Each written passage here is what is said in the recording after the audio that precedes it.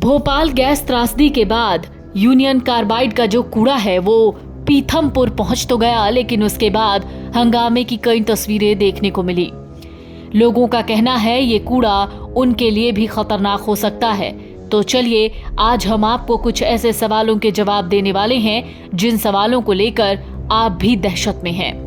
2 दिसंबर 1984 की वो भयावह रात न सिर्फ भोपाल के लिए बल्कि पूरे देश के लिए वो जख्म थी जिसके दर्द और निशान 40 साल बाद भी दिखते हैं। 2 दिसंबर की देर रात यूनियन कार्बाइड फैक्ट्री से हुए गैस कांड के बाद 358 मीट्रिक टन कचरा अब 40 साल बाद 1 जनवरी 2025 को भोपाल से निकला इंदौर के पास पीथमपुर पहुंचा। 12 कंटेनर 250 किलोमीटर लंबे ग्रीन कॉरिडोर और भारी सुरक्षा बल को लेकर जब जहरीला कचरा पीथमपुर के राम की एनवायरो इंडस्ट्रीज पहुंचा तो कई सवाल होने लगे। आम जनता में दहशत फैलने लगी। वो अपने सवालों के जवाब ढूंढ रहे हैं। तो चलिए आपको हम उन्हीं सवालों के जवाब बताते हैं। सबसे पहला सवाल, कचरा कहाँ जलेगा, ये फैसला कैसे हुआ? लंबी प्रक्रिया के बाद 28 जनवरी 2010 को सुप्रीम कोर्ट ने मध्य प्रदेश के पीथमपुर में 346 मीट्रिक टन कचरे को जलाने का आदेश दिया। पीथमपुर पहला विकल्प नहीं था। इससे पहले गुजरात, आंध्र प्रदेश, जर्मनी तक कचरा भेजने के प्रस्ताव गए, लेकिन जहां जहां कचरा भेजने की बात हुई वहां इसी तरह का विरोध हुआ। 2007 में गुजरात, अक्टूबर 2009 में हैदराबाद, जून 2011 में नागपुर में कचरा डिस्पोज करने के लिए टेंडर की बात हुई, लेकिन विरोध के चलते नहीं हुआ। यूएस, जर्मनी तक से बात की गई पर विफलता हाथ लगी। फिर कोर्ट का आदेश जारी हुआ। अब दूसरा सवाल, कैसे जलाया जाएगा कचरा? कचरा 1200 डिग्री की बंद भट्ठी में जलाया जाएगा। इसके बाद निकली राख को भी वाटरप्रूफ थैली में रखेंगे। 358 मीट्रिक टन कचरे को राम की एनवायरो के इंसिनरेटर में 1200 डिग्री तापमान पर जलाया जाएगा। बताया जा रहा है कचरे में 60% मिट्टी है जो संक्रमित है। कचरे को चूना, एक्टिवेटेड कार्बन और सल्फर की मदद से जलाया जाएगा। करीब 505 मीट्रिक टन चूना, 252.75 ton activated carbon, 2250 kilogram sulphur powder रहेगा। मरकरी और भारी धातुओं को सोखने के लिए चूने के साथ सल्फर पाउडर डाला जाएगा। तो ये कचरा कितना जहरीला है? क्या आने वाली पीढ़ी के लिए खतरा है? मध्य प्रदेश के सीएम मोहन यादव ने इसका जवाब खुद मीडिया को दिया। उन्होंने कहा 25 साल में केमिकल की मियाद खत्म हो जाती है। बता दें 2015 में सेंट्रल पोल्यूशन कंट्रोल बोर्ड ने कचरे की टेस्टिंग की। पाया कचरे में कार्बन अपशिष्ट की मात्रा अभी भी मौजूद है। कचरे में chlorine, 7 organochlorine compounds, naphthol, semi volatile organo compound और हैवी मेटल्स भी पाए गए। शुरुआती खतरा इससे जांचा गया कि 2005 तक फैक्ट्री परिसर के आसपास करीब 29 कॉलोनियों का भूजल जहरीला मिला। कई कॉलोनियों के पानी में नाइट्रेट, क्लोराइड और कैडमियम मिला। तुरंत मध्य प्रदेश प्रदूषण नियंत्रण बोर्ड ने सारे हैंडपंप सील करवा दिए, लेकिन जहर की ये तीव्रता समय के साथ कम होती गई। सरकार का दावा है कि अब इस तरह का कोई खतरा नहीं है। कचरा जलाने की प्रक्रिया इसे ध्यान में रखकर तय की गई है, जिससे आने वाली जनरेशन को खतरा न हो। तो क्या कचरा जलेगा, उससे उठे धुएं से प्रदूषण होगा? सरकार ने भरोसा दिलाया है कि जिस प्रक्रिया से कचरा जलाया जाएगा उससे ना तो धुआं उठेगा, ना ही दूषित पानी निकलेगा। सीएम यादव ने कहा इसे लेकर पहले राष्ट्रीय पर्यावरण इंजीनियरिंग और अनुसंधान संस्थान नागपुर, राष्ट्रीय भूभौतिकीय संस्थान हैदराबाद, भारतीय रासायनिक प्रौद्योगिकी संस्थान और केंद्रीय प्रदूषण नियंत्रण बोर्ड जैसी विभिन्न केंद्रीय संस्थानों ने यह अध्ययन किया है, तब काम शुरू हुआ है। देखिए, मेरा विनम्रता से निवेदन है कि हमारे अपने राज्य के अंदर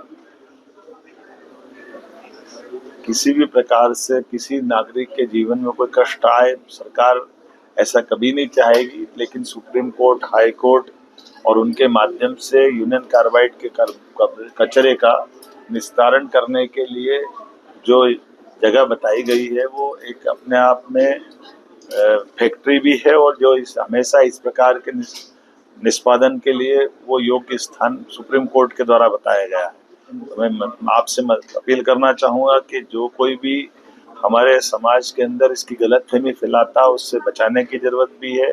सरकार पूरी तरह से गंभीर होकर के वैज्ञानिकों के मार्गदर्शन में ही यूनियन कार्बाइड के कचरे का निष्पादन करेगी, किसी भी हालत में किसी व्यक्ति के जान पे कोई खतरा हो जाए, ऐसा हमारा कभी किसी प्रकार का कोई स्टेप नहीं हो सकता है। इसलिए कोई गलतफहमी फैलाए इसके चक्कर में नहीं पड़ना है, हमको सावधानी रखना है। सरकार के माननीय प्रधानमंत्री माननीय उच्चतम न्यायालय ने जो निर्देश दिए, उस निर्देशों के परिपालन की दृष्टि से जो जो हो सकता है हम सब उसी प्रकार से ही आगे बढ़ रहे हैं। अभी तुरंत कचरा जलाने का निर्णय भी नहीं किया गया है, कचरा डंप किया गया है, लेकिन योग्य प्रकार से वैज्ञानिकों के और कोर्ट के मार्गदर्शन में ही हम लगातार बढ़ रहे हैं। इसलिए इतना हमको ध्यान रखना कि सबका जीवन मूल्यवान है, किसी भी व्यक्ति का कोई गलत कदम न उठाए।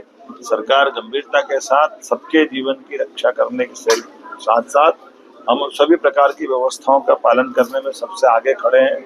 मैं उम्मीद करता हूं कि मेरी बात आप सब समझेंगे और इस तरह से कोई भी दल भी अगर कोई गलतफहमी, झूठी अज्ञानता के आधार पर झूठी बात फैलाता है, ऐसी बातों से भी मैं सबको बचने का आग्रह करूंगा।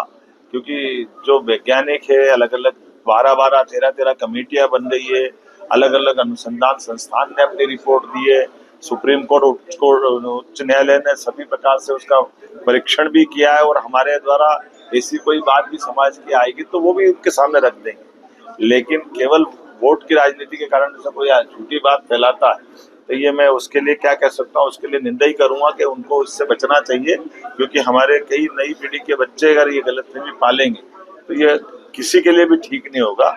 मैं एक बार फिर यूनियन कार्बाइड की वो भयानक त्रासदी याद करो, यही त्रासदी अतीत के कालक्रम में उन सत्ताधीशों को याद दिलाएगी जिनके शासनकाल में ये हुआ था, और उनके दल के लोग अगर ये गलतफहमी फैला रहे हैं तो आज 40 साल बाद भी अगर वो इससे बाज नहीं आ रहा है तो मैं उम्मीद करता हूं कि वो इस घटना से सबक ले लें कि कम से कम वैज्ञानिकों पे भरोसा करे, सुप्रीम कोर्ट और कोर्ट पे भरोसा करे, और सरकार उसके साथ खड़ी है। कचरा जलाने में कितना समय लगेगा? अंदेशा लगाया जा रहा है कि पूरा कचरा जलने में करीब 9 महीने लग सकते हैं। तो क्या एक साथ सारा कचरा जलेगा? भोपाल गैस त्रासदी राहत और पुनर्वास विभाग के निदेशक स्वतंत्र कुमार सिंह का कहना है, पहले थोड़े कचरे को जलाया जाएगा, निकली राख की जांच होगी, कोई हानिकारक तत्व तो नहीं निकल रहा, ये जांचेंगे। कचरे से निकलने वाले धुएं को 4 परत फिल्टर से निकालेंगे।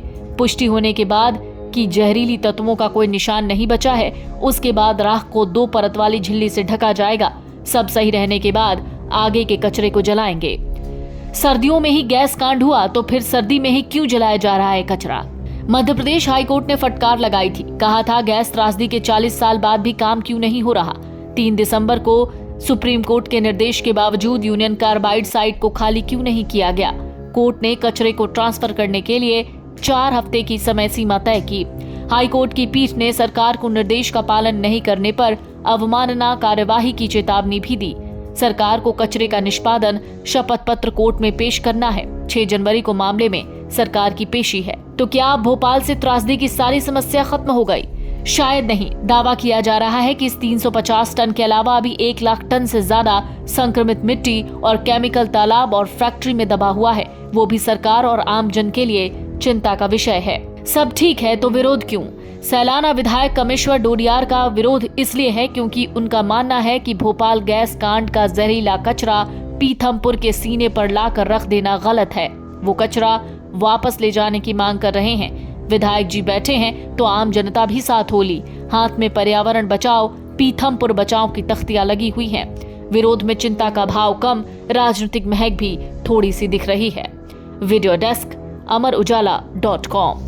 अमर उजाला जीवांजलि के सारथी की मदद लें और महाकुंभ में स्नान जरूर करें।